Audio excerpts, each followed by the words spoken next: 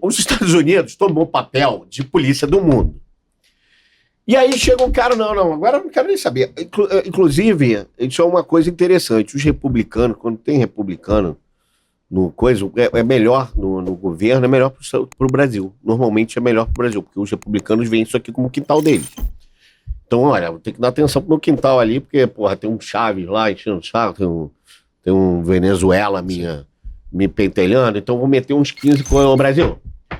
Tu aí, a potência regional, dá um jeito, dá o teu jeito aí. Eu te dou um dinheiro aí pra encher o saco dos caras lá. Então, normalmente, republicano é melhor, em geral, porque eles olham a política externa com mais veemência, digamos assim, né? É a política do Big Stick.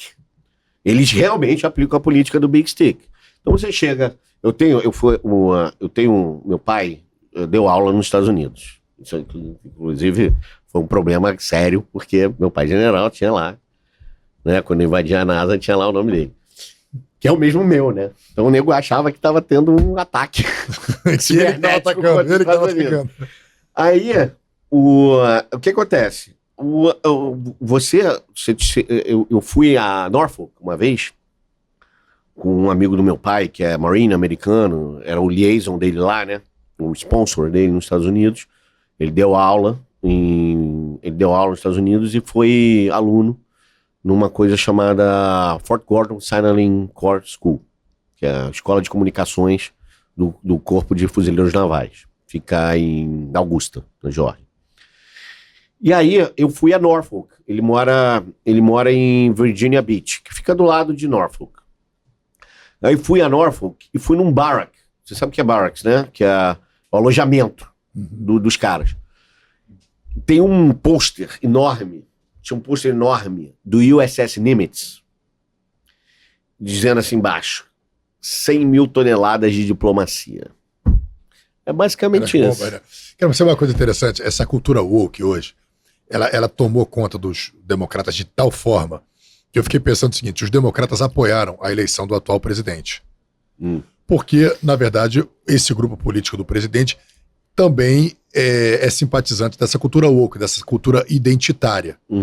Só que eu fiquei pensando assim, para os Estados Unidos, para eles era mais importante se alinhar a um presidente que tem a mesma afinidade à cultura identitária do que aquele mais pragmático, por entender o seguinte: caramba, esse presidente aqui, apesar de também apoiar a cultura das minorias, ele é contra o Brasil, ele é anti-imperialista, ele é ligado à China, ligado à Rússia, ele é simpatizante da Rússia, Cuba, China. Então, eles colocaram em jogo, eles apoiaram Estados Unidos? Quem? O velho? Não, dizendo o seguinte, o velho... Nenhum dos dois é simpatizante de Rússia, China, Rússia. Não estou falando disso, estou falando assim... Estados Unidos não é simpatizante de ninguém além deles mesmos. Estou falando o seguinte, o Lula simpatiza com a Rússia, com a China. Alinhado, agora, assim. alinhado. Não. E o governo Biden... Apesar do Lula... Apesar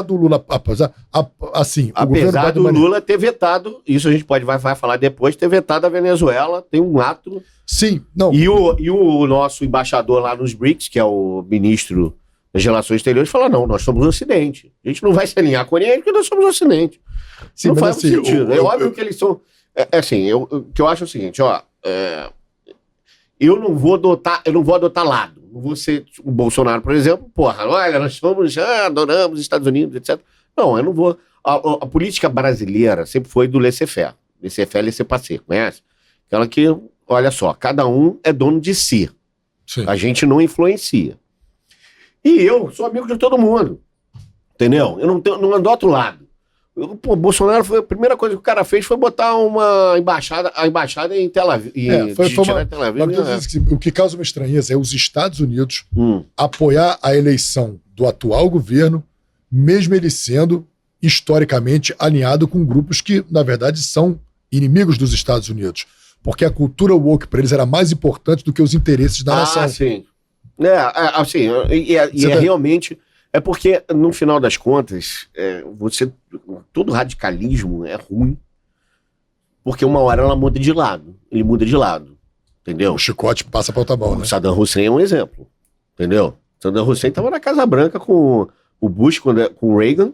Eu tenho uma foto do Bush, pai, do Bush pai, que era diretor da CIA na época, no Salão Oval, na Casa Branca, com o Saddam Hussein e o Reagan.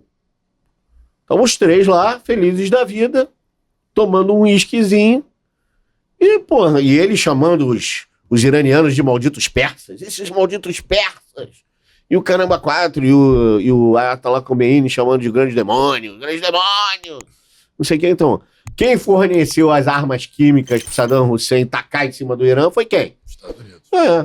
Quem é que financiou Osama Bin Laden? Contra a Rússia, os Estados Unidos, naquela ocupação russa. Pô, você viu Rambo 3? Rambo 3, porra! Os mujahedins! Eles lutaram no cavalo, né? No cavalo contra os tanques da... A gente adora os talibãs, puta que pariu! Vamos fazer uma disputa de... Como é que é? Era tipo um jogo, né? Tacar um polo que você tinha que... Tacar um carneiro.